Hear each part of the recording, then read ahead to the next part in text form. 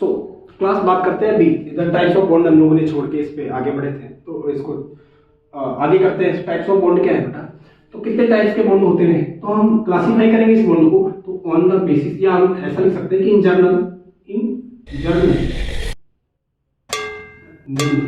bonds are of two types।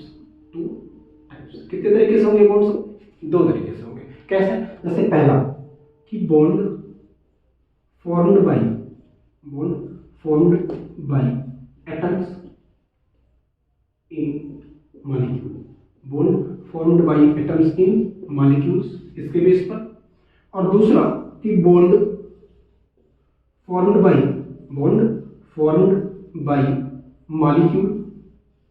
Molecules in compound. और इस base पर हम बोल सकते हैं कि ये दो तरीके से क्लासिफाई हुए हैं।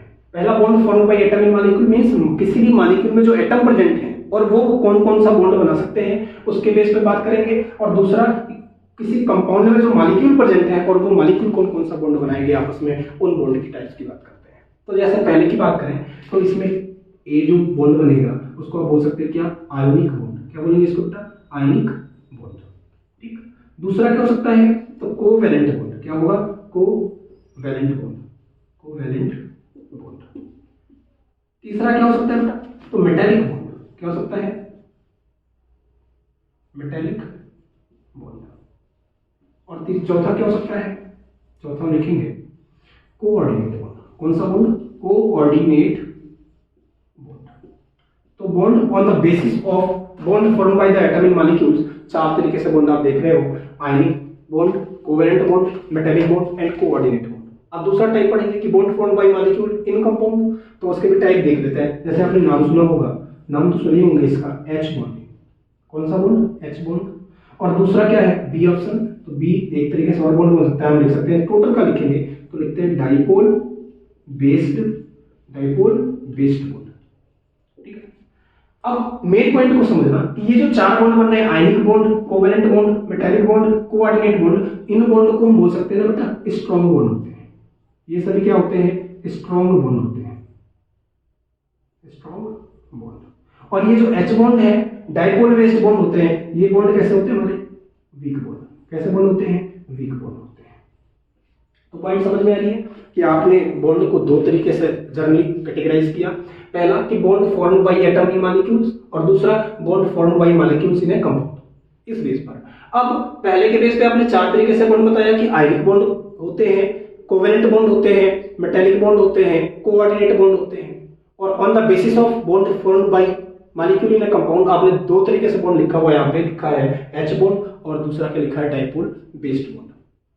एक एक को पढ़ेंगे कि कौन कौन सा बॉन्ड क्या होता है, समझ रहे हैं। सो स्टार्ट करते हैं।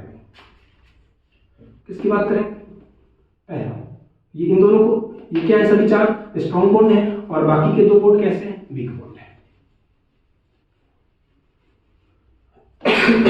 सो पहला हेडिंग है क्या, कि कोवैलेंट बॉन्ड। पहले किसकी हेडिंग बना लेते हैं, कोवैलेंट बॉन्ड, सहसंयोजी बंध। हिंदी क्या है इसकी, सहसंयोजी बंध। तो अब लिखना पॉइंट में कि ए और बी के बीच में बॉन्ड बनेगा। तो एक बॉन्ड बनने में पॉइंट को समझना, एक बॉन्ड बनने में कितने इलेक्ट्रॉन लगते हैं, 2 इलेक्ट्रॉन। एक बॉन्ड बनने में कितने इलेक्ट्रॉन रिक्वायर्ड होंगे, 2 electron.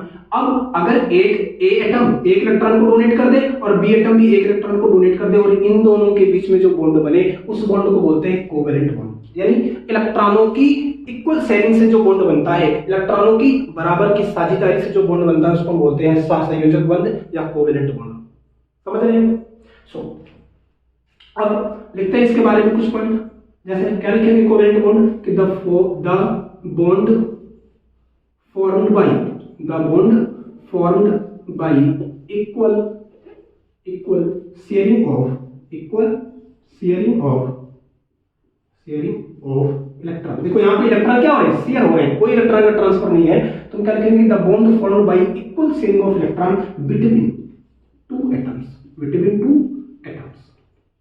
known as covalent bond. उस बॉन्ड को हम क्या बोलेंगे, कोवैलेंट बॉन्ड बोलेंगे। पहला पॉइंट समझ में आ रहा है कि ऐसा बॉन्ड जो दो एटम के बीच में बने और इक्वल शेयरिंग ऑफ इलेक्ट्रॉन के थ्रू हो तो ऐसे बॉन्ड को हम सहसंयोजी बंध कहते हैं।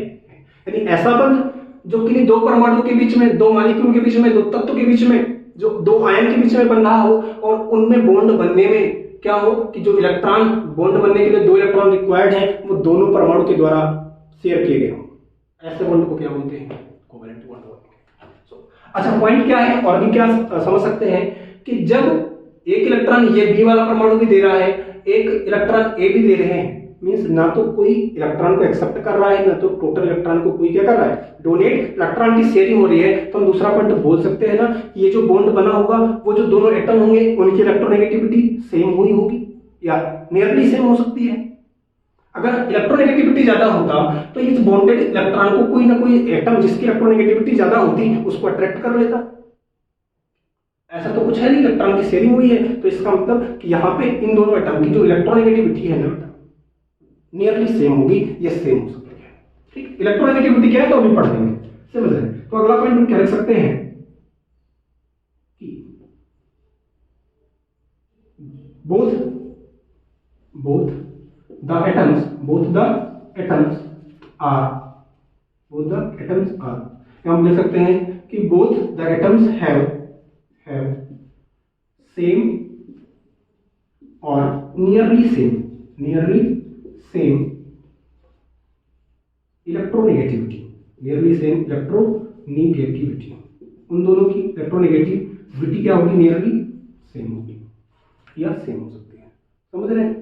दूसरा पॉइंट, इलेक्ट्रोनेगेटिविटी सेम हो गया, समझ रहे हैं। अब ये कैसे हो सकते हैं? जैसे होमोएटॉमिक हो, जैसे H2 के बीच में अगर कोई बॉन्ड बनेगा, इसके बीच में बन सकता है कोई बॉन्ड H2 के बीच में, तो H और H दोनों का इलेक्ट्रोनेगेटिविटी क्या है? सेम है। Cl2 बन रहा है तो Cl और Cl की इलेक्ट्रोनेगेटिविटी क्या है? सेम है। अब इलेक्ट्रोनेगेटिविटी क्या है, चलो इसी पे थोड़ी सी बात कर लेते हैं कि क्या है, व्हाट इज इलेक्ट्रोनेगेटिविटी। तो समझना कि A और B के बीच में बॉन्ड बना था, दो इलेक्ट्रॉन रिक्वायर्ड थे, यानी कि ये जो दोनों इलेक्ट्रॉन है ना वो A और B के बीच में शेयर्ड हुए हैं। तो पॉइंट को समझना कि इस शेयर्ड इलेक्ट्रॉन को कोई एटम इन शेयर्ड इलेक्ट्रॉन को अट्रैक्ट कर ले तो वो उसकी इलेक्ट्रोनेगेटिविटी होती है।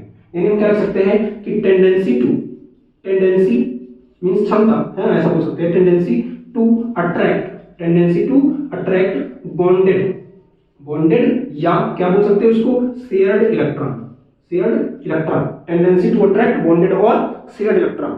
जो इलेक्ट्रॉन शेयर्ड किए गए हैं उनको अट्रैक्ट करने की जो क्षमता है वही उस एटम की क्या कहलाती है? इलेक्ट्रोनेगेटिविटी। तो हम लिख सकते हैं कि नोन एज इलेक्ट्रोनेगेटिविटी। हिंदी क्या है इसकी? विद्युत ऋणात्मकता। हिंदी क्या है? विद्युत ऋणात्मकता, कि ए और बी के बीच में बॉन्ड बना था और इस बॉन्डेड इलेक्ट्रॉन को, इस शेयर्ड इलेक्ट्रॉन को कोई एटम खींच ले जाए, अट्रैक्ट कर ले, तो वही उसकी क्या होगी? इलेक्ट्रोनेगेटिविटी। समझ रहे हैं? तो ये क्या है? कोवेलेंट। अब on the basis of shared electron, जो ए और बी के बीच में इलेक्ट्रॉन शेयर्ड किए गए हैं, उस बेस पर आप देखते होंगे कि सिंगल बॉन्ड बन सकता है। यदि इलेक्ट्रॉन पेयर एक हो जो उसकी शेयर्ड किया गया है तो बॉन्ड कैसा बनेगा? Single bond. यदि दो इलेक्ट्रॉन पेयर, मतलब इलेक्ट्रॉन पेयर का मतलब इलेक्ट्रॉनों का जोड़ा, अगर दो इलेक्ट्रॉन पेयर होंगे तो डबल बॉन्ड बन सकता है। तीन इलेक्ट्रॉन पेयर यदि होंगे तो ट्रिपल बॉन्ड बन सकता है। समझ रहे हैं? तो हम लिखेंगे उस पॉइंट को, ठीक है। आपको की वीडियो लेंदी ना हो तो नेक्स्ट वीडियो में इसका टाइप्स पढ़ेंगे, क्या कि सिंगल बॉन्ड कब बनता है, डबल बॉन्ड कब बनता है, ट्रिपल बॉन्ड कब बनता है, और क्वाड्रपल मींस चार बॉन्ड कब बनते हैं एटम के बीच में, ठीक है, वो नेक्स्ट वीडियो में पढ़ेंगे।